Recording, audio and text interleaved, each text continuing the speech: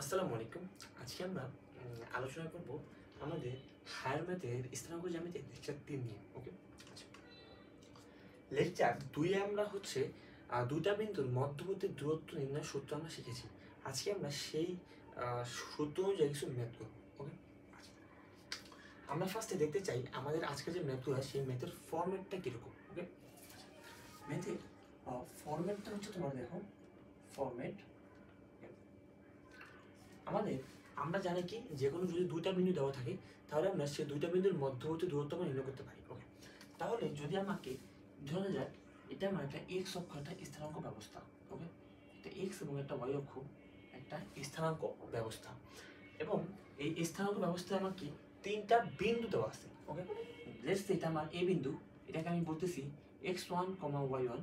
Let's say এটা আমার B বিন্দু, এটাকে আমি বলতেছি x2, y2 এবং এটাকে আমি বলতেছি সি বিন্দু, সেটা হচ্ছে তোমার x3, y3। ওকে, এখন দেখো আমার এখানে তিনটা বিন্দু দেওয়া আছে। ওকে, এখন আমাকে বলবে যে তিনটা বিন্দু দ্বারা যে বাহুগুলো নির্ণয় করা যায় সেই বাহুগুলো দ্বারা একটা ত্রিভুজ গঠন করা যায় কিনা। ওকে, আচ্ছা, যদি ত্রিভুজ গঠন করা যায় তাহলে সেই ত্রিভুজটা কি ধরনের ত্রিভুজ হবে। ওকে, আচ্ছা, তাইলে আমরা দেখো এখানে যে তিনটা বিন্দু কিন্তু দেওয়া আছে। ওকে, তুমি এখন তোমার ফার্স্ট প্রশ্ন হবে ভাইয়া তিনটা বিন্দু দিয়ে একটা ত্রিভুজ কিভাবে অঙ্কন করবো। আচ্ছা, ঠিক আছে, দেখো এই যে তিনটা বিন্দু দেওয়া আছে, দেখো এই তিনটা বিন্দু যোগ করে দাও। তিনটা বিন্দু তুমি যদি যোগ করে দাও, দেখো এখান থেকে একটা যোগ করলাম, এখান থেকে একটা যোগ করলাম, এখান থেকে একটা যোগ করলাম, এখান থেকে একটা যোগ করলাম। দেখো দেখো এ বি সি, দেখছো একটা ত্রিভুজ কিন্তু গঠন হয়ে গেছে। দেখছো একটা ত্রিভুজ গঠন হয়ে গেছে। এখন এই ত্রিভুজের তিনটা বাহু কিভাবে আমরা এই তিনটা বাহুর দৈর্ঘ্য আমরা কিভাবে করব। তিনটা বাহু দৈর্ঘ্য আমাদের নির্ণয় করতে হলে দেখো এ এবং বি বিন্দু কিন্তু দেওয়া আছে। এ এবং বি বিন্দুর মধ্যবর্তী দূরত্ব নির্ণয়ের সূত্র ইউজ করলে আমরা এবি বাহুর দৈর্ঘ্য পেয়ে যাব। এ এবং সি বিন্দুর মধ্যবর্তী দূরত্ব যদি আমরা নির্ণয় করি তাহলে আমরা এসি বাহু পেয়ে যাব এবং আমরা যদি বি এবং সি বিন্দুর মধ্যবর্তী দূরত্ব যদি আমরা নির্ণয় করি তাহলে আমরা কিন্তু বিসি বাহুর দৈর্ঘ্যটা কিন্তু পেয়ে যাব। ওকে, এখন আমরা যদি তিনটে বাহু পেয়ে যাই, এখন আমাদের একটা ত্রিভুজের শর্ত বলে একটা জিনিস আছে, সেই জিনিসটা আমি তোমার সামনে যাচ্ছি। সেই শর্ত অনুযায়ী আমরা দেখবো যে আমাদের এই তিনটা বাহু দ্বারা একটা ত্রিভুজ গঠন করা যাবে কিনা। যদি ত্রিভুজ গঠন করা যায় তাহলে আমরা নেক্সট আমাদের ইসে যাবো যে এটা তাহলে কোন ধরনের ত্রিভুজ হবে। এগুলো আমরা সব বাহুর যে দৈর্ঘ্য, এই বাহুর দৈর্ঘ্য দিয়ে আমরা বুঝতে পারবো যে এটা কোন ধরনের ত্রিভুজ হবে। ওকে, আচ্ছা, তার মানে আমি মোটামুটি তোমাদেরকে মানে জিনিসটা ফর্মেটটা করতে পারছি যে আমাদের ম্যাথগুলো কোন টাইপে আসবে। ওকে, একইভাবে আমাদের চারটা বিন্দু দেওয়া থাকতে পারে এবং আমাদেরকে বলবে এই যে চারটা বিন্দু দ্বারা চারটা বিন্দু থাকলে তখন কি উৎপন্ন হবে, তখন উৎপন্ন হবে কিন্তু চতুর্ভুজ। তখন চারটা বাহু পাওয়া যাবে, তখন উৎপন্ন হবে চতুর্ভুজ। তখন আমাদের বলবে এটা কোন ধরনের চতুর্ভুজ, এটা কি সামান্তরিক নাকি আয়তক্ষেত্র নাকি বর্গ নাকি রম্বস। ওকে, আচ্ছা, এগুলো আমাদেরকে বলবে। আমরা এগুলো সব সামনে আমরা যাবো, আমরা এগুলো সব শর্ত সময় আগে জানবো, দেন সেটা আমরা সামনে মেথে যাবো। ওকে, আচ্ছা, ঠিক আছে, ঠিক আছে। তাহলে আমরা আমাদের শর্তে আমরা করতে পারি। তাহলে যদি শর্তে আমরা যাই, দেখো আমরা প্রথমে যাব ত্রিভুজ হওয়ার শর্তটা কি। ওকে, দেখো আমাদের ত্রিভুজ হওয়ার শর্ত হচ্ছে, আমি আগে লিখি ত্রিভুজ হওয়ার শর্ত।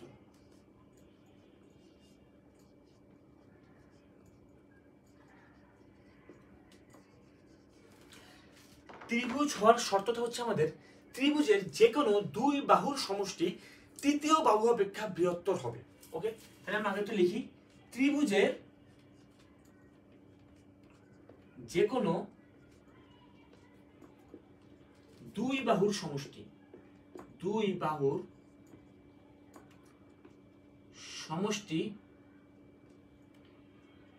তৃতীয় বাহু অপেক্ষা বৃহত্তর হবে। ওকে, ঠিক আছে।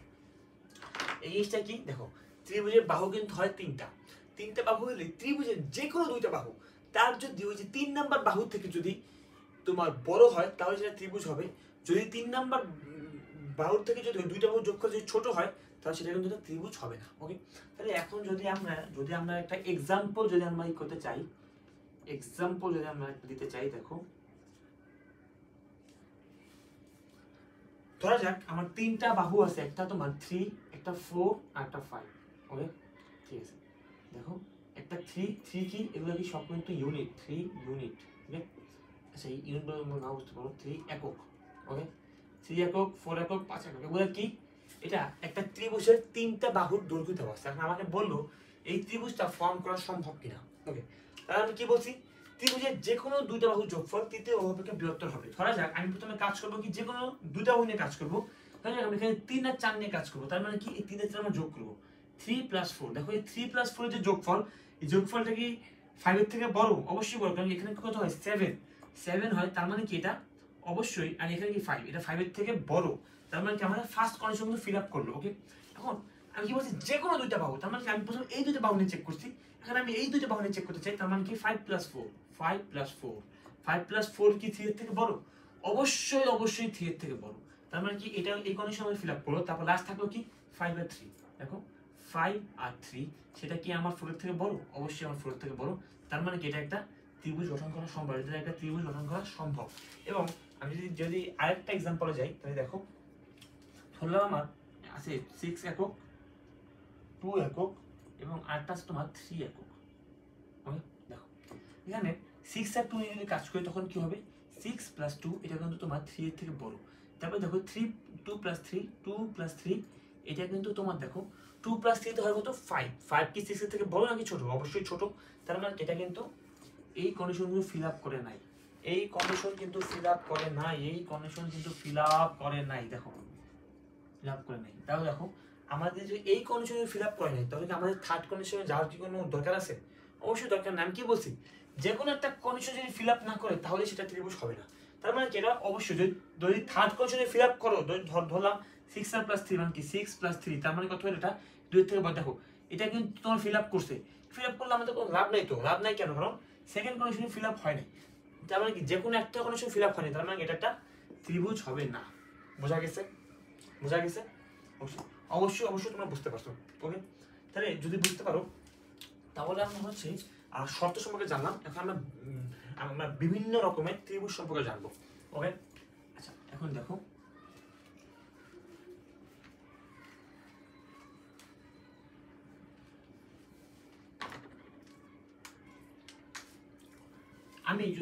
আমাদের বিভিন্ন রকমের আছে, বিভিন্ন রকম ত্রিভুজ আছে। আমি প্রথম আলোচনা করতে চাই সমবাহু ত্রিভুজকে নিয়ে, সমবাহু ত্রিভুজ। ওকে, তিনি আলোচনা করতে চাই সমদ্বিবাহু ত্রিভুজ, সমদ্বিবাহু ত্রিভুজ, সমদ্বিবাহু ত্রিভুজ। তিনি আলোচনা করতে চাই বিষমবাহু ত্রিভুজ, বিষমবাহু ত্রিভুজ। তিনি আলোচনা করতে চাই আমি সমকোণী ত্রিভুজ, সমকোণী ত্রিভুজ। ওকে, আচ্ছা এখন সমবাহু ত্রিভুজ মানে কি? সমবাহু ত্রিভুজ মানে হচ্ছে যেই ত্রিভুজের তিনটা বাহু, ওকে, যেই ত্রিভুজের তিনটা বাহুর দৈর্ঘ্য সমান তাকে আমরা বলতেছি সমবাহু ত্রিভুজ। ওকে, আচ্ছা এখন সমদ্বিবাহু ত্রিভুজটা কি হবে? সমদ্বিবাহু ত্রিভুজটা হবে যেই ত্রিভুজের দুইটা বাহু সমান তাকে বলা হবে সমদ্বিবাহু ত্রিভুজ। এবং বিষমবাহু ত্রিভুজ যেটা হবে সেটা হলো যে ত্রিভুজের একটা বাহু সমান নয় সেটা হবে তোমার বিষমবাহু ত্রিভুজ। ওকে, আচ্ছা আর সমকোণী ত্রিভুজ মানে কি? যে ত্রিভুজের একটি কোণ সমকোণ। আচ্ছা আমি এটা সম্পর্কে যাচ্ছি, আগে একটু এই তিনটা তোমাদেরকে একটু করে লিখে দিই। দেখো লিখতে চাই তিনটি বাহুই সমান, তিনটি বাহুই সমান, তিনটি বাহুই সমান, দুইটি বাহু সমান, দুইটি বাহু সমান, একটি বাহু সমান নয়। বিষমবাহু ত্রিভুজ হবে কি? একটি বাহু সমান নয়, সমান নয়। এখন দেখো আমি কি বলতেছি, সমকোণী ত্রিভুজ। সমকোণী ত্রিভুজ মানে কি? একটা কোণ কি সমকোণ। দেখো লেটস সে এটা হচ্ছে আমার একটা সমকোণী ত্রিভুজ, তার মানে আমার সমকোণ কোনটা? সমকোণ হচ্ছে আমার এইটাকে আমি বলতেছি আমার সমকোণ, এটাকে আমি বলতেছি সমকোণ। ওকে, এখন দেখো যদি সমকোণী ত্রিভুজ হয় তাহলে সেই সমকোণী ত্রিভুজটা কিন্তু অবশ্যই পিথাগোরাসের সূত্রকে কিন্তু সমর্থন করবে, কারণ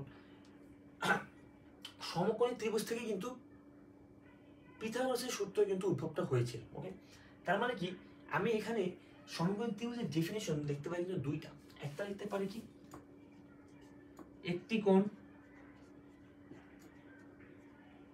সমকোণ 90 ডিগ্রি, অথবা আরেকটা আমরা লিখতে পারি কি, দেখো সমকোণী ত্রিভুজের ক্ষেত্রে কিন্তু পিথাগোরাসের সূত্রকে সমর্থন করে।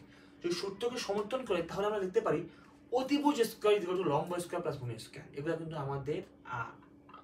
আমাদের সবার জানা, এগুলো কিন্তু আমাদের মানে ইসের পড়া 7 8 এর পড়া। ওকে, আচ্ছা, তার মানে কি অতিভুজ স্কয়ার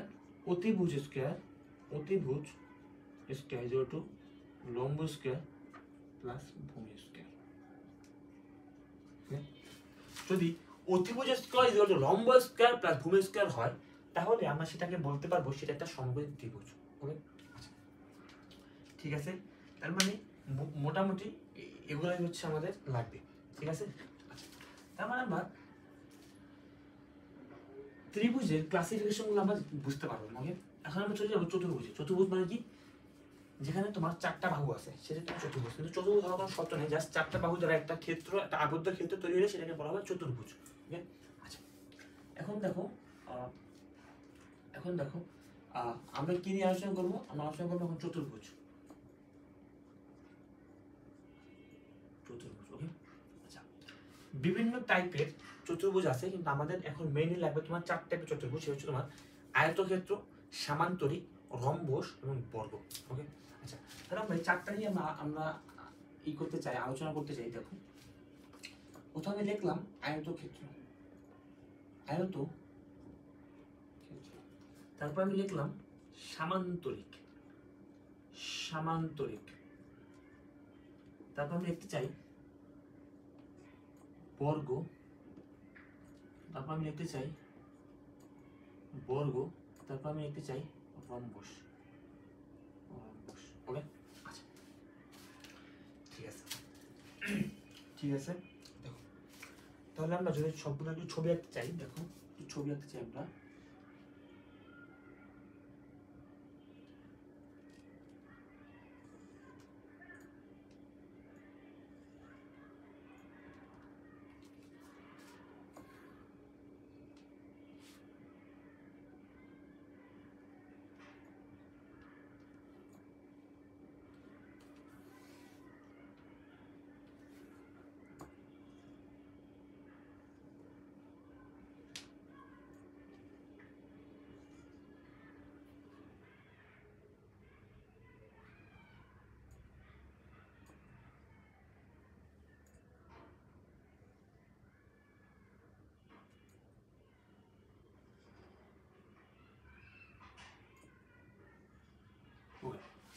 ঠিক আছে, দেখো এটা হচ্ছে আমার একটা আয়তক্ষেত্র।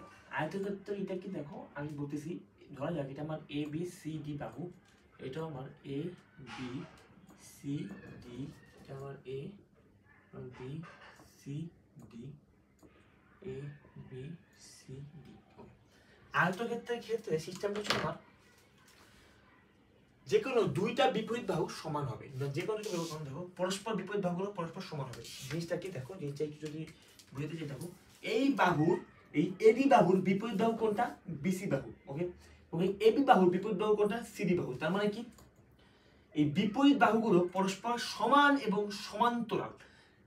পরস্পর সমান এবং সমান্তরাল মানে কি, এডি বাহু বিসি বাহু মানে সমান, আর সমান্তরাল মানে কি, দেখো এটা একটা রেখা, এই রেখার সমান্তরাল বাহু হচ্ছে এটা। এর মানে কি, এই রেখা হচ্ছে, এই রেখা যদি সামনের দিকে যদি আগায়, এই রেখা যদি সামনের দিকে আগাতে থাকে, তারা কখনোই পরস্পর মিলিত হবে না, তারা সমান্তরাল ভাবে যাবে, তারা পরস্পর কখনোই মিলিত হবে না। ওকে, এটাকে বলা হচ্ছে সমান্তরাল। ওকে, আচ্ছা, ঠিক আছে, তার মানে কি এখানে এই বিসি বাহু এবং এডি বাহু তারা কি পরস্পর সমান এবং সমান্তরাল, এবং একইভাবে এবি বাহু এবং সিডি বাহু পরস্পর সমান এবং সমান্তরাল। তার মানে আমরা কি লিখতে পারি, এডি বাহু ইকুয়াল টু বিসি বাহু অবশ্যই, এবং আবার লেখা যায় এবি বাহু ইকুয়াল টু সিডি বাহু, এটা অবশ্যই লেখা যায়। ওকে, এবং আরেকটা জিনিস আয়তক্ষেত্রের ক্ষেত্রে হয় সেটা দেখো, চারটা কোণই সমান এবং চারটা কোণ কি জানো, চারটা কোণ হচ্ছে সমকোণ, মানে কি 90 ডিগ্রি। তার মানে কি এটা একটা 90 ডিগ্রি, দেখো এটা একটা 90 ডিগ্রি, এটা একটা 90 ডিগ্রি, এটা একটা 90 ডিগ্রি, এটা একটা 90 ডিগ্রি এবং এটা একটা 90 ডিগ্রি। ওকে ওকে ঠিক আছে, তো 90 ডিগ্রি হয়। এখন আমরা এখানে আয়তক্ষেত্রের দুইটা কর্ণ অঙ্কন করতে চাই। কর্ণ মানে কি দেখো, এই যে এ আর সি দুটো শীর্ষবিন্দু, যে দুই শীর্ষবিন্দু যদি আমি যোগ করে দিই, দেখো এই দুইটা শীর্ষবিন্দুকে যদি আমি যোগ করে দেই তাহলে আমি একটা এসি কর্ণ পাইলাম।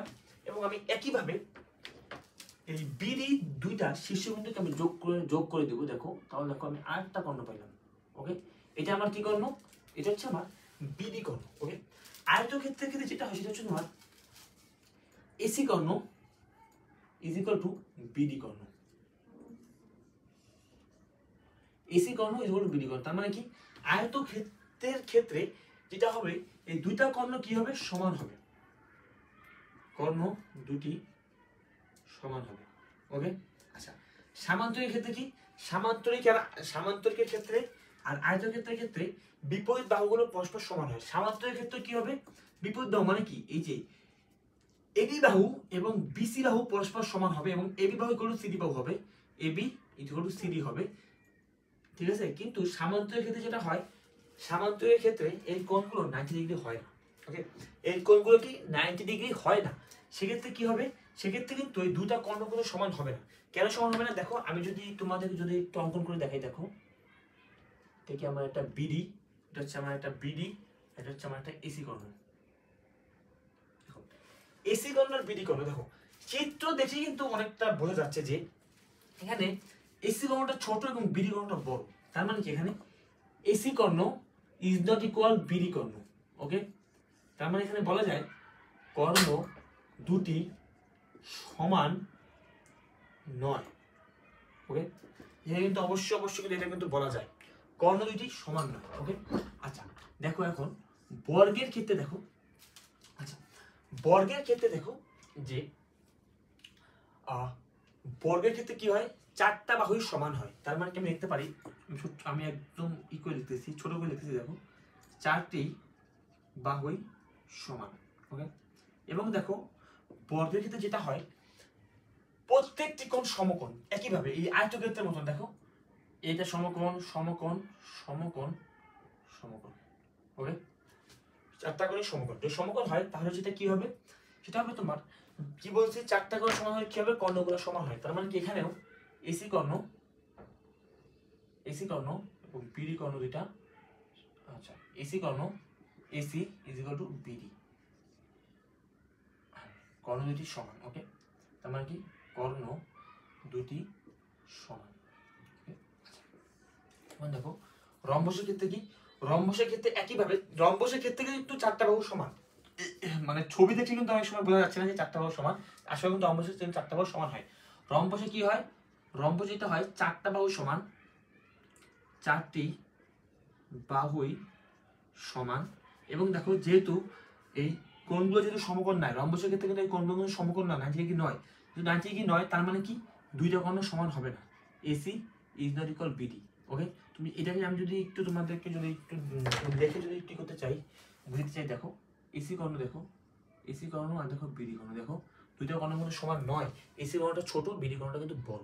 ওকে, আচ্ছা তার মানে কি কর্ণ দুইটি সমান নয়, কর্ণ দুটি সমান নয়। ওকে, আচ্ছা এখন পরীক্ষার হলে যেটা তোমার লাগবে সেটা হচ্ছে তোমার, দেখো আমাদেরকে কিন্তু চারটা বিন্দু দিয়ে দিবে। ওকে ওকে, চারটা যদি বিন্দু দিয়ে দেয়, যদি আমরা দেখি যে আমি চারটা বিন্দুতে কি করবো, আগে আমি চারটা বাহু বের করবো। ওকে, আমি চারটা বাহু আমি বের করলাম, চারটা বাহু বের করার পর যদি আমি দেখি যে চারটা বাহুই সমান, তার মানে সেটা তো অবশ্যই আয়তক্ষেত্র সামান্তরিক হবে না, সেটা কি হবে, সেটা অবশ্যই বর্গ হইতে পারে অথবা রম্বস হইতে পারে। তার মানে কারণ বর্গ এবং রম্বসের ক্ষেত্রে কি চারটা বাহু সমান হয়, এবং আয়তক্ষেত্র এবং সামান্তরিক ক্ষেত্রে চারটা বাহু সমান হয় না। আয়তক্ষেত্রে দুইটা বাহু সমান এবং দুইটা বাহু সমান, মানে কি এই বিসি বাহু এডি বাহু সমান হবে, আর এই এবি বাহু বিসি বাহু এবি বাহু সিডি বাহু সমান হবে। তার মানে কি আয়তক্ষেত্রের ক্ষেত্রে দুইটা বাহু সমান আর এই দুইটা বাহু সমান। ওকে, ঠিক আছে, কিন্তু বর্গ আর রম্বসের ক্ষেত্রে কিন্তু চারটা বাহু সমান হয়। তার মানে কি যদি আমি চারটা বাহু সমান পাই তাহলে আমি সেটা বলতে পারবো সেটা হয়তো বর্গ অথবা রম্বস। এখন আমি এই বর্গ তো রম্বস থেকে যে কোনো একটাকে আমি ডিফারেন্সিয়েট আমি যেভাবে করবো সেটা হচ্ছে তোমার, যদি আমি দেখি যে দুইটা কর্ণই সমান তাহলে সেটা কি হবে তোমার, সেটা হবে আমার বর্গ। ওকে, আর যে আমি দেখি যে না দুইটা কর্ণ সমান হচ্ছে না তাহলে সেটা কি হবে, রম্বস। ওকে, আচ্ছা, এবং আমি যদি দেখি আমার যে কোনো আমি যদি দেখি যে আমার দুইটা বাহু সমান, মানে আমার দৈর্ঘ্য বরাবর দুইটা বাহু সমান এবং লম্ব বরাবর দুইটা বাহু আমার সমান, তার মানে কি, তাহলে সেটা আয়তগত হইতে পারে, সামান্তরিক হইতে পারে। মানে কি, বিপরীত বাহুগুলো যদি পরস্পর সমান দেখি তাহলে সে আয়তগত হইতে পারে, সামান্তরিক হইতে পারে। এখন যদি দেখি আমার কর্ণ দুইটা সমান তাহলে সেটা কি হবে, আয়তগত। এবং তারপর যদি দেখি সামান্তরিক, মানে যদি দুইটা কর্ণ যদি সমান না হয় সেক্ষেত্রে কি হবে, সামান্তরিক হবে। ওকে, বোঝা গেছে? আচ্ছা, এখন দেখো এই কর্ণ ছাড়াও আমি কিন্তু আরেকভাবে আমি তোমাদেরকে বলতে পারি যে এটা আয়তগত হবে নাকি সামান্তরিক হবে, এবং সেটা বর্গ হবে নাকি রম্বস হবে। ওকে, আমরা এখন দেখতে চাই মানে কর্ণ দুইটা বের করা ছাড়া যে কোনো একটা কর্ণের মাধ্যমে আমরা কিভাবে বের করতে পারবো যে এটা আয়তগত হবে নাকি সামান্তরিক হবে নাকি বর্গ হবে নাকি রম্বস হবে। ওকে, আচ্ছা ঠিক আছে, সেটা একটু আমরা একটু দেখতে চাই। দেখো তাহলে এখন দেখো এখানে কি আয়তক্ষেত্র, আয়তক্ষেত্রের ক্ষেত্রে দেখো এখানে তোমার কর্ণ হচ্ছে কটা, দুইটা, একটা কি এসি কর্ণ আর একটা কি বিডি কর্ণ। ওকে, আমরা এখন যে কোনো একটা কর্ণ নিয়ে কাজ করতে চাই, যে কোনো আমরা একটা কর্ণ নিয়ে কাজ করবো। ওকে, তাই আমরা আরেকটা কর্ণ আমরা একটু মুছতে চাই, আমাদের ম্যাথ করার সাথে তো আমরা আরেকটা কর্ণ মুছতে চাই। সহজে আমরা এই বিডি কর্ণটা আমরা মুছলাম। ওকে, এখানে কোনো বিডি কর্ণ নাই। ওকে, এখানে কোনো আমার বিডি কর্ণ নাই। ওকে, আচ্ছা, যদি আমার বিডি কর্ণ না থাকে আমি ধরলাম আমি শুধুমাত্র একটা কর্ণ আছে আমার, সেটা কি আমার এসি কর্ণ। ওকে, এসি কর্ণ। এখন দেখো আয়তক্ষেত্রের ক্ষেত্রে কিন্তু এই বি কোণটা কিন্তু সমান, বি কোণটা কি সমান না, সরি বি কোণটা কিন্তু সমকোণ, বি কোণটা কিন্তু সমকোণ। যদি বি কোণ সমকোণ হয় এবং এই যে এসি, আমরা যদি এখানে যদি একটা A C A B C, okay, আমরা যদি এখানে এবিসি ত্রিভুজ যদি কল্পনা করি, ধরা যাক আমার এই এবিসিডি চতুর্ভুজ থেকে আমি শুধুমাত্র এবিসি ত্রিভুজ নিয়ে আমরা কাজ করতে চাই। ওকে, যদি আমরা এবিসি ত্রিভুজ নিয়ে যদি কাজ করতে চাই তাহলে দেখো এখানে এসি কি, এসি কিন্তু অতিভুজ, এসি কি, এসি কি আমার অতিভুজ। অবশ্যই বলা যায় এবি এবং বিসি, এবি কি আমার, এবি হচ্ছে আমার কি, এবি হচ্ছে আমার লম্ব, এবং বিসি কি আমার, বিসি আমার ভূমি। ওকে, বিসি কি আমার ভূমি। ওকে, এখন একটা জিনিস দেখো, এই এবিসি যে ত্রিভুজ, এই ত্রিভুজে কিন্তু বলা যায়, কেন বলা যায় দেখো, এটা একটা সমকোণী ত্রিভুজ না, এটা বলা যায় এটা সমকোণী ত্রিভুজ। সমকোণী ত্রিভুজ আমরা কি জানি, অতিভুজ স্কয়ার ইজ ইকুয়াল টু লম্ব স্কয়ার প্লাস ভূমি স্কয়ার। তার মানে এখানে লেখা যায় না, দেখো অতিভুজ স্কয়ার ইজ ইকুয়াল টু লম্ব স্কয়ার প্লাস ভূমি স্কয়ার। ওকে, আচ্ছা, এখন দেখো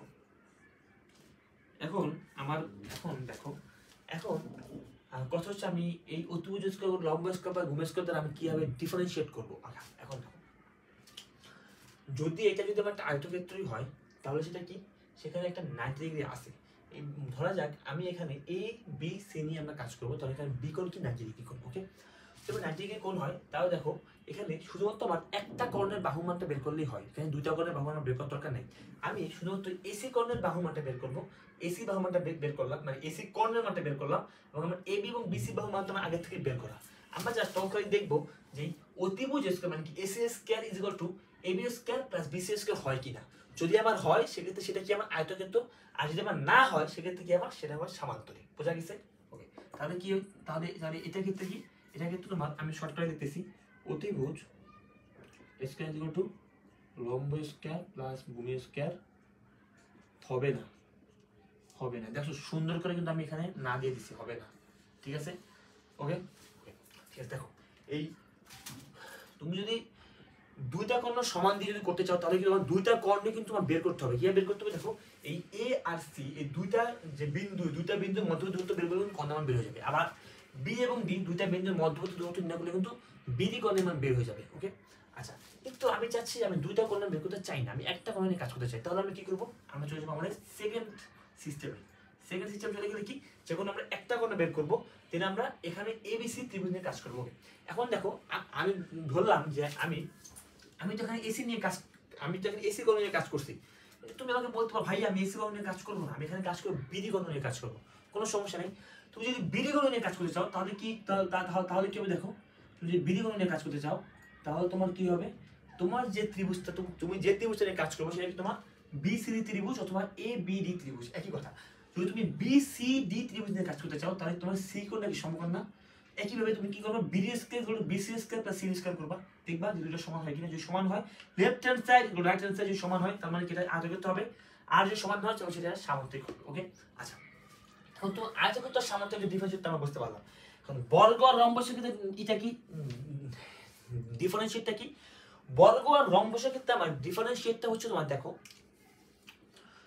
একইভাবে দেখো, যদি আমরা দেখি যে চারটা বাহু সমান তার মানে কি এখানে আমরা প্রথমে নির্ণয় করলাম দুইটা কোণ নির্ণয় করলাম, যদি দুইটা কোণ সমান হয় সেটা কি বর্গ, দুইটা কোণ যদি সমান হয় সেটা কি সমান, সরি সেটা কি রম্বস। ওকে আচ্ছা, এখন তো আমি যখন একটা কোণ নিয়ে কাজ করতে চাই একইভাবে এখানে কি হবে, এখানে হবে অতিভুজ স্কয়ার ইকুয়াল টু লম্ব স্কয়ার প্লাস ভূমি স্কয়ার। ওকে এখানে এটা হবে, আর এখানে কেটা হবে না, এখানে কেটা হবে না, অতিভুজ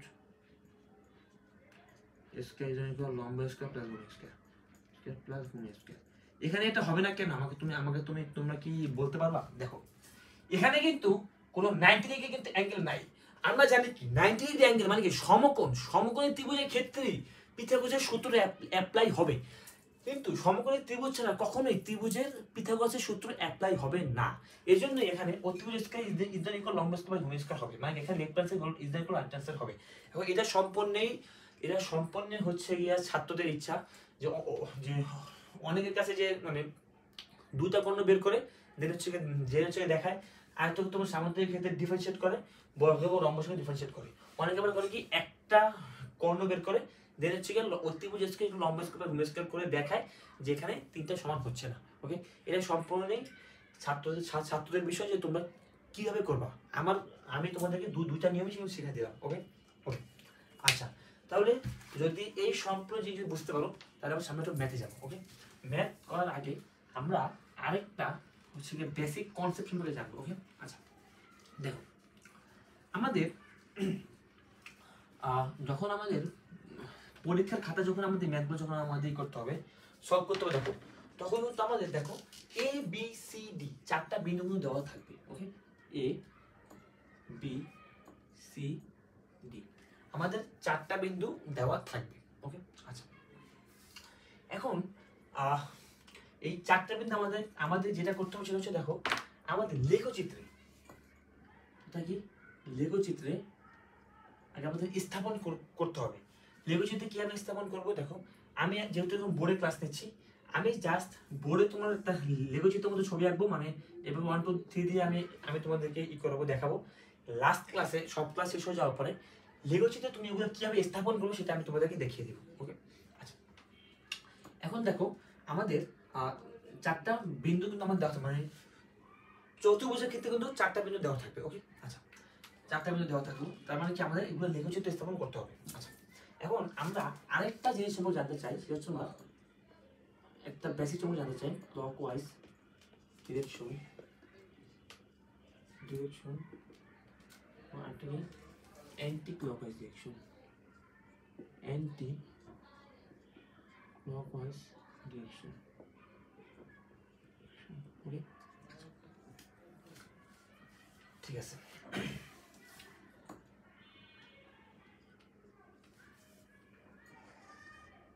দেখো এখানে আমি কি বলতেছি, আমি বলতেছি আমার ক্লকওয়াইজ ডিরেকশন। ওকে আচ্ছা, এখন এইটার কথা হচ্ছে তোমার ঘড়ির কাঁটার দিকে আমি যাবো, এটাকে বলা হয় তোমার ক্লকওয়াইজ ডিরেকশন। ঘড়ির কাঁটা কোন দিকে যায়, ঘড়ির কাঁটা কিন্তু এইভাবে ঘুরে, ঘড়ির কাঁটা কিভাবে ঘুরে, এইভাবে ঘুরে। তার মানে কি এই ডিরেকশনটাকে আমি কি বলছি, ক্লকওয়াইজ ডিরেকশন। ওকে এবং এটাকে আমি কি বলতেছি, অ্যান্টি ক্লকওয়াইজ ডিরেকশন। তার মানে কি এটা ঘড়ির কাঁটা যেদিকে ঘুরবে তার বিপরীত দিকে ঘুরবে, তার বিপরীত দিকে ঘুরবে। ওকে সরি এটা এরকম না, ঘড়ির কাঁটা যদি এই দিকে ঘুরে ওকে তাহলে এটা ঘুরবে কোন দিকে, এটা ঘুরবে তোমার এই দিকে, তার মানে এটা হবে তোমার এইরকম হবে। ওকে এই যে এটা হবে তোমার এইরকম হবে। ওকে আচ্ছা,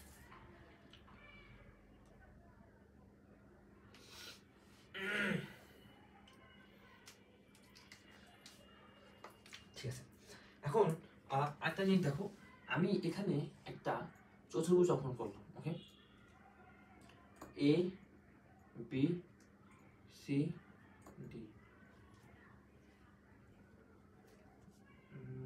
সরি এ বি সি ডি। এখানে আমি আরেকটা চতুর্ভুজ অঙ্কন করলাম, সেটা হচ্ছে তোমার এটা এটা এটা এটা। ওকে ঠিক আছে, দেখো এখানে আমি এ বি সি ডি। ওকে এখন একটা জিনিস দেখো, এখানে এ বি সি ডি এটা এখানে এটা কি, এখানে যে তোমার ডিরেকশনটা দেখো, এখানে ডিরেকশন এইভাবে যাচ্ছে না, এখানে ডিরেকশনটা কিন্তু এইভাবে যাচ্ছে। এটাকে কি বলা হচ্ছে, এটাকে বলা হচ্ছে ক্লকওয়াইজ ডিরেকশন। এটা কি এখানে কিভাবে যাচ্ছে দেখো, এখানে এইভাবে যাচ্ছে এ বি সি ডি, এভাবে যাচ্ছে না এ বি সি ডি। এটাকে আমি কি বলতেছি, এটাকে আমি বলতেছি অ্যান্টি ক্লকওয়াইজ ডিরেকশন। ওকে এখন দেখো পরীক্ষার হলে যেই প্রবলেমটা হয় সাধারণত তোমার চারটা তো বিন্দু তোমার দেওয়া থাকে। ওকে এখন দেখো সাধারণত আমাদের তোমার যে বইয়ের যে ম্যাথগুলো আছে, এই বইয়ের ম্যাথগুলো আমাদের যে মানে চারটা বিন্দু দেওয়া থাকে এ বি সি ডি, চারটা বিন্দু ধরো চারটা বিন্দু হয় দেওয়া থাকে তোমার অ্যান্টি ক্লকওয়াইজ ডিরেকশনে অথবা দেওয়া থাকে তোমার ক্লকওয়াইজ ডিরেকশনে। ওকে আচ্ছা, যদি তোমার ক্লকওয়াইজ ডিরেকশন দেওয়া থাকে তাহলে কি হবে, তোমার এ বি সি ডি এভাবে হবে। অ্যান্টি ক্লকওয়াইজ ডিরেকশন দেওয়া থাকে কি হবে, এ বি সি ডি এভাবে হবে। ওকে আচ্ছা, এখন ছাত্ররা যে একটা বুদ্ধি করে সেই বুদ্ধিটা তোমার ই করা হচ্ছে, দেখো ওরা যেটা করে, আচ্ছা ঠিক আছে যেহেতু আমি বইয়ের যে ম্যাথগুলো আমি করলাম, তাহলে তো সেখানে তো মানে এরকম ক্লকওয়াইজ থাকলো অ্যান্টি ক্লকওয়াইজ, তার মানে কি এখানে হয় তোমার বাহু হয় এবি বাহু এবং সিডি বাহু হয়, বিসি বাহু হয় এবং এডি বাহু হয়। ওকে ওরা যেটা করে তোমার এ বি বিসি সিডি দিয়ে চারটা বাহু অঙ্কন করে, দেখো এ বি বিসি সিডি এবং ডিএ। ওকে এই চারটা বাহু ওরা অঙ্কন করে। এটা ক্ষেত্রে কি করে A B BC CD DA, ওরা যেটা করে তোমার ওই লেগো চিত্রে চিত্র অঙ্কন করার ওদের কোনো দরকার নেই। ওরা কি করে এই A B BC CD DA, A B BC CD DA চারটা বাহু ওরা ধাপ ধাপ করে বের করে ফেলে। ওকে আচ্ছা, এখন দেখো যদি তোমার ক্লকওয়াইজ ডিরেকশন হয় সেক্ষেত্রে কি হবে, দেখো এবি দ্বারা কিন্তু একটা বাহু নির্ণয় করা যায়, বিসি দ্বারা একটা বাহু নির্ণয় করা যায়, সিডি ক্ষেত্রে বাহু নির্ণয় করা যায়, ডি এর ক্ষেত্রেও একটা বাহু কিন্তু হয়। এবং যদি অ্যান্টি ক্লকওয়াইজ হয় সেক্ষেত্রেও কিন্তু এবি একটা বাহু হয়, বিসি একটা বাহু হয়, সিডি একটা বাহু হয় এবং এডি একটা বাহু হয়, এডি একটা বাহু হয়। ওকে কথা হচ্ছে আমার কোশ্চেনের তোমার মানে এ বিন্দু বি বিন্দু সি বিন্দু ডি বিন্দু এগুলো যদি তোমার ক্লকওয়াইজ অথবা অ্যান্টি ক্লকওয়াইজ দেওয়া থাকে তাহলে এইভাবে করলে কোনো সমস্যা হয় না। অনেকে পোলাপান করে কি তোমার লেখচিত্র কোনো বসায় না, ডাইরেক্টভাবে ম্যাথ করে ফেলে। ওকে এভাবে করলে হয়, কিন্তু ঝামেলাটা কখন বাঁধে, ঝামেলাটা তখনই বাঁধে যখন বাবা তোমার কোনো অ্যান্টি ক্লকওয়াইজ অথবা তোমার কোনো ক্লকওয়াইজ ডিরেকশনের বিন্দুগুলো দেওয়া থাকবে না। ওকে ধরা যাক আমি এখানে আমার একটা চতুর্ভুজ আছে। ওকে এখানে আমার কোনো ক্লকওয়াইজ অ্যান্টি ক্লকওয়াইজ ডিরেকশন থাকবে না। দেখো এ থাকবে এখানে, বি থাকবে এখানে, সি থাকবে এখানে, ডি থাকবে এখানে। দেখো এখানে কি এটা কি কোনো ক্লকওয়াইজ অ্যান্টি ক্লকওয়াইজ ডিরেকশন কি মানছে, মানে এ বি সি ডি এভাবে কি মানছে? দেখো এ বি এভাবে গেছে, সি গেছে, সি গেছে, মানে এটা কি কোনো এটাতে কোনো ডিরেকশন হলো না। এখন দেখো এইটার ক্ষেত্রে কি হয়, এটার ক্ষেত্রে বাহু হয় এসি বাহু, বিসি বাহু, এডি বাহু এবং বিডি বাহু। ওকে এখন তুমি যদি এটা যদি ক্লকওয়াইজ বা অ্যান্টি ক্লকওয়াইজ মধ্যে করতে চাও তাহলে তোমার বাহু কি হবে, তোমার তো তুমি তো বলবা যে আমার বাহু হবে এবি বিসি সিডি দিয়ে। দেখো এখানে কিন্তু এখানে কিন্তু এবি দ্বারা কিন্তু বাহু নির্দেশ করে না, এখানে এবি দ্বারা নির্দেশ করে কি কর্ণ।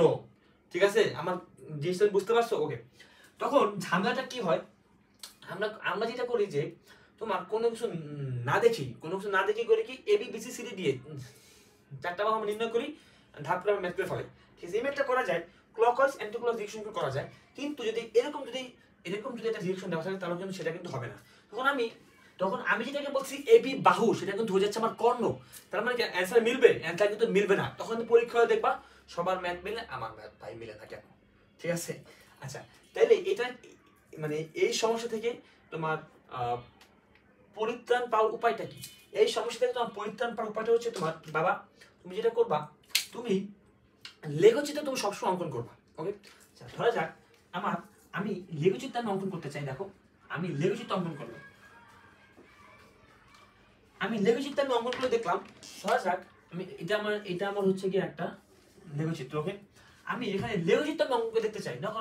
দেখা গেল এটা আমার এ বিন্দু, এটা আমার বি বিন্দু, এটা আমার সি বিন্দু, এটা আমার ডি বিন্দু। আমি লেখচিত্র একদম অঙ্কন করছি, অঙ্কন করার পর আমি দেখছি আমার A B B C C D D চারটা বিন্দু আমি পাইছি, তার মানে আমার চারটা অবশ্যই A B B C C D D আমার হওয়াই লাগবে।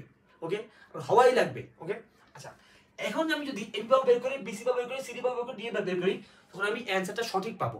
কিন্তু ধরা যাক আমি লেখচিত্র অঙ্কন করলাম, তারপর আমি দেখলাম এখানে আসতো সি, এখানে আসতো বি। ওকে, এখন দেখো, এখন আমার বাহু কি হবে? বাহু হবে তোমার এসি বাহু, সিবি বাহু, বিডি বাহু এবং ডিএ বাহু। ওকে, আচ্ছা আমি যদি নরমালি মানে আমি নরমাল যে অ্যান্টি ক্লকওয়াইজ সিস্টেমে যে বের করতে চাই, তখন বাহু কি হইতো? AB, BC, CD, DA. Okay, দেখো আমি যদি লেখচিত্র অঙ্কন না করি তাহলে কিন্তু আমি বুঝবো না যে আমার এইখানে কোনটা কোনটা বাহু। এখানে বাহু কি? এসি বাহু, সিবি বাহু, বিডি বাহু, এডি বাহু। ওকে, আমি যদি এইভাবে বের করে যদি চারটা বাহু যদি নির্ণয় করি, তাহলে আমার ম্যাথ ভুল হওয়ার কোনো সম্ভাবনা নাই।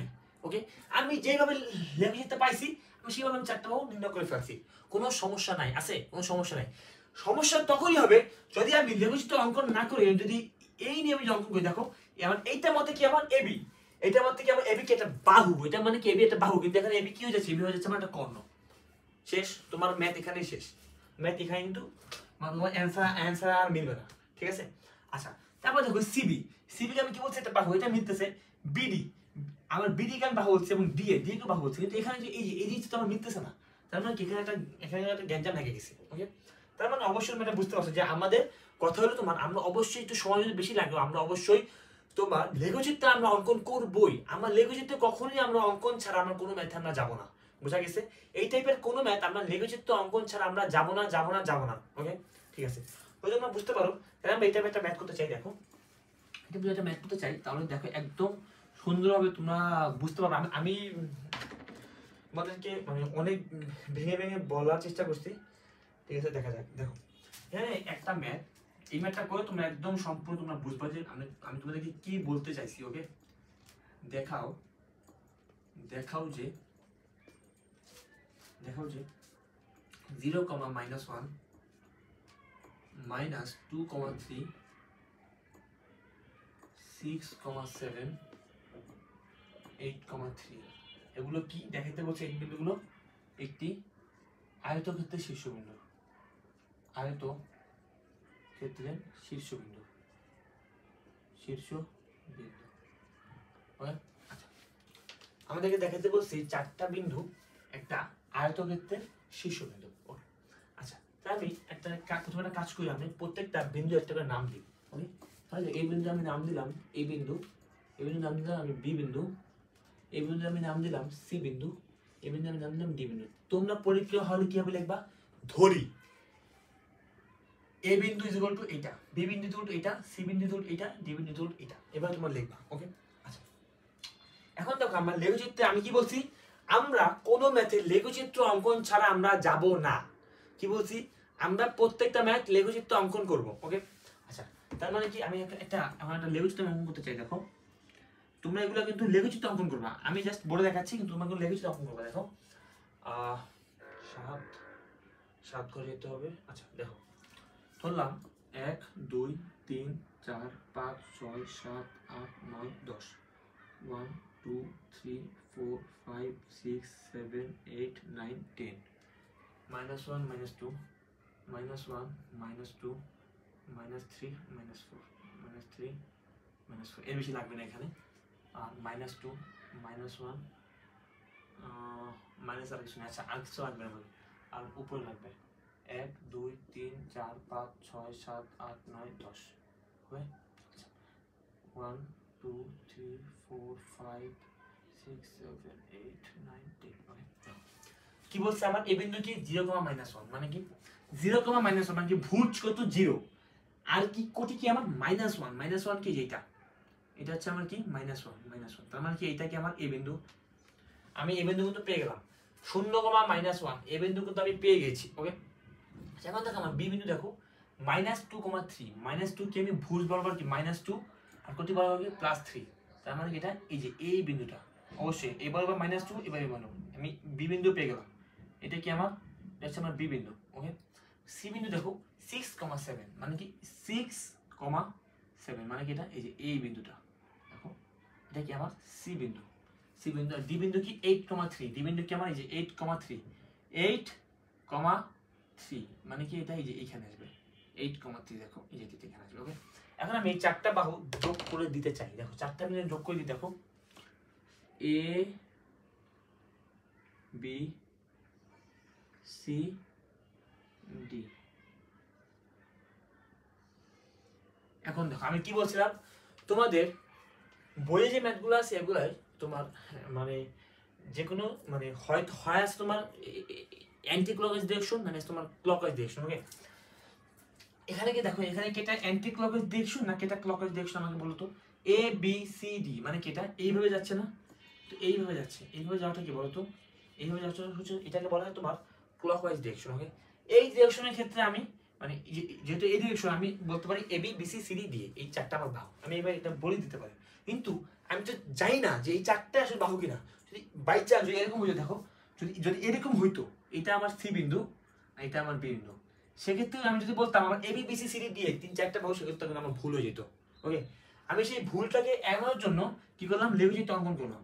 লেগুচিত্র অঙ্কন দেখলাম এটা আমার বি বিন্দু এটা আমার ডি বিন্দু। ওকে, মানে ম্যাক্সিমাম সময়ে তোমার পরীক্ষার হলে যে কোশ্চেনগুলো আসে সেগুলো এরকম একটা গ্যাঞ্জাম থাকে, ঠিক আছে।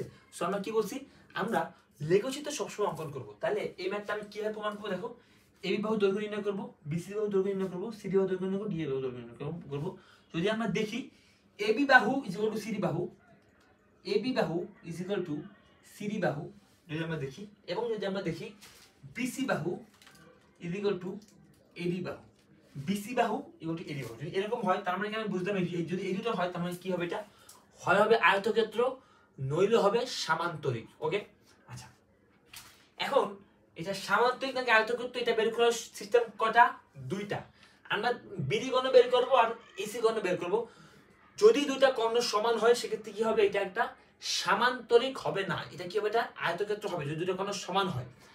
আর যদি দুইটা কর্ণ সমান না হয় সেক্ষেত্রে সেটা কি হবে, সামান্তরিক হবে। ওকে, আচ্ছা এখন এখানে তোমরা এই ম্যাথটা তোমরা বাসায় করবা। তুমি যেটা করবা ফার্স্ট কেস, ফার্স্ট সিস্টেমে কি করবা, তোমরা দেখবা দুইটা কর্ণ সমান হয় কিনা, দুইটি কর্ণ সমান হয় কিনা। ওকে, মানে এইভাবে দেখবা। আর সেকেন্ড সিস্টেমে দেখবা অতিভুজ লম্ব স্কোয়ার বা গুণ স্কোয়ার হয় কিনা। আমি এখানে যে কোনো একটা কর্ণ অঙ্কন করব। কর্ণটা কি হয়, আমরা অঙ্কন করবো বিডি কর্ণ, নাহলে অঙ্কন করবো এসি কর্ণ। ওকে, ধরা যাক আমি এখানে অঙ্কন করলাম বিডি কর্ণ। আমি যে বিডি কর্ণ অঙ্কন করি তাই আমার ত্রিভুজটা কি হবে, এ বিডি ত্রিভুজ। তার মানে কি ত্রিভুজ এ বিডি ত্রিভুজ। ওকে, এ বিডি ত্রিভুজ কি আমরা দেখবো কি বিডি স্কয়ার অতিভুজ square, BD square is equal to A B square plus A D square হয় কিনা। যদি হয় তাহলে সেটা আয়তক্ষেত্র, যদি না হয় সেটা সামান্তরিক। এবার দেখো এ বি আর এডির মান কিন্তু আমাদের আগের থেকে কিন্তু বের করা, আমরা শুধুমাত্র এখানে বের করতে চাই তোমার বিডির মানটা। তার মানে কি এই বি আর ডি দুইটা বিন্দু দেওয়া আছে, দুইটার মধ্যে মধ্যবর্তী যে দূরত্ব নির্ণয় করলে কিন্তু বিডির মানটা আমরা পেয়ে যাবো। এটা তোমাদের বাসায় কি এই থাকবো। ওকে, তোমাদের বইয়ে এই ম্যাথটা এই যে সেকেন্ড সিস্টেমে করা আছে। ওকে, তোমাদের বইয়ে এই ম্যাথটা সেকেন্ড সিস্টেমে করা আছে, তোমরা এই ফার্স্ট সিস্টেমে করে দেখবা হয় কিনা। আশা করি দুইটা অ্যান্সারই সেম আসবে। ওকে, আচ্ছা এখন আজকে আমি মেইনলি তোমাদের মানে ম্যাথের যে শর্তগুলো এগুলো সম্পর্কে তোমাদের আমি বললাম। সামনের ক্লাসে আমাদের মানে যতগুলো আমাদের ম্যাথ আছে সবগুলো ম্যাথ আমরা সলভ করবো। ওকে, আচ্ছা তাহলে আজকের ক্লাস এখানেই শেষ। আসসালামু আলাইকুম। ওকে।